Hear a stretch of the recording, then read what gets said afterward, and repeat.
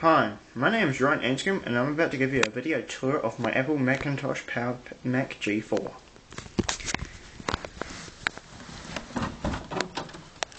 Okay, this is the Apple A4 800MHz CPU inside this machine. This is a CPU cooling fan. Obviously this is a CPU. Direct modem, phone jack. Sound ports here, and possibly the sub in the very back behind this. Onboard cooling fan connector, CMOS battery, the SD RAM slots. These are the RAM that goes inside this machine. The RAM is built specifically for the Mac, so you can't just stick any old random RAM in here. This is an ATI Radeon graphics card. I'm not sure which model it is, but I know it's a Radeon. This is a Spring modem, but it's built by Apple, I think. And there's a 5-port USB hub, one internal, 4 external, IDE cable for my master hard drives. This is just a temporary setup, but it's worth looking at because the recovery job is supposed to be here, but I'm actually going to put a SATA hard drive here and just have two masters sitting here. The SATA will be for recovery purposes only, you see, so it's better off just getting a 1TB and filling it with a crap load of programs and installing the ones that I want. This top hard drive here is the recovery partition and bonus storage. The bottom one is the master hard drive. So yeah, now this is where everything is stored, apart from up here where there's a Samsung hard drive. And so like, so say I have to store driver images, CD images, DVD images and shit like that on here. I don't have to fill like the master hard drive or the bonus storage up. I leave the recovery partition alone. There's SATA cables stored in here for emergency access or installation purposes. This is a CD drive. It was originally in this machine a DVD rewritable drive. I wasn't sure if it was dual layer or not, but I took it out because it wasn't responding. I tried this existing drive that I've got in here, and it wasn't responding either. So I didn't know if there was a problem with the drive not powering up the previous one. But I just put this one in here, and I just got to stick a pin in the front somewhere. If I can get it open, I'll show you. Stick somewhere down here. I can get it to open. I've obviously stuck LED lights here and here, mainly for the reason the end result should be a whole pile of LED lights around the whole entire Mac. Really, the aim of this machine was to create an optimal best machine for internet access, instant messaging such as MSN and Skype, and possibly a little bit of music making here and there, and it's also got Final Cut Pro on here as well. So this is a really nifty machine for its age. It's got 0.75 gig of RAM, which is about 768 MB, and yeah, no. I've pretty much narrowed out all the most common features in it, but apart from that, there's this really large air intake and fan. See, the air intake here leads to this really humongous fan here. Well, I don't know why that is, but it's a huge fan. I mean, look at the size of it. It's about 5 inches, 3 inches, maybe, if I'm lucky. Yeah. On another matter, there is this wireless card port. I think it's for wireless, I don't know. But, yeah, I think it was intended for Airport Express cards, so Yeah, it probably would have been good for me to grab an Airport Express card, but obviously I cannot find one on the net at the moment, so until then I'm stuck with jack shit.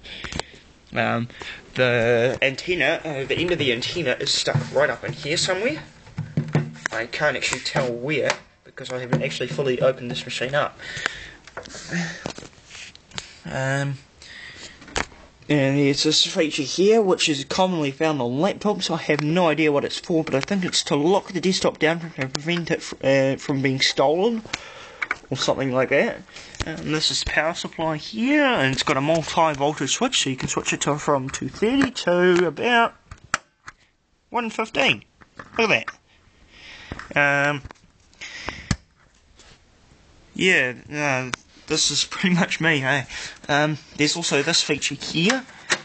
Stick a padlock here and you can stop parts from being stolen out of your computer.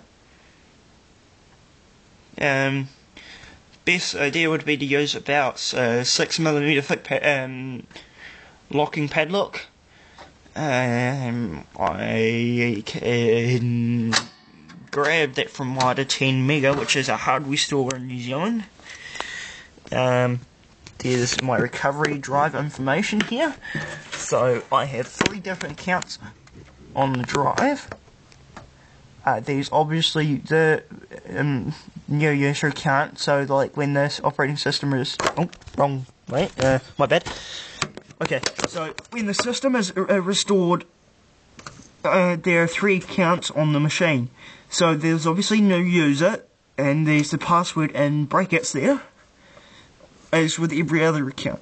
Now, I use the backdoor account for restoration, but it's quite common for me to use OSX recovery. The OSX recovery is the account is purposely built so it'll automatically log in and prompt the recovery program to start up. There's also a prompt message that will stop pop-up as well, which is quite nifty. So what happens is I use carbon copy cloner to clone this whole recovery petition onto the target master. And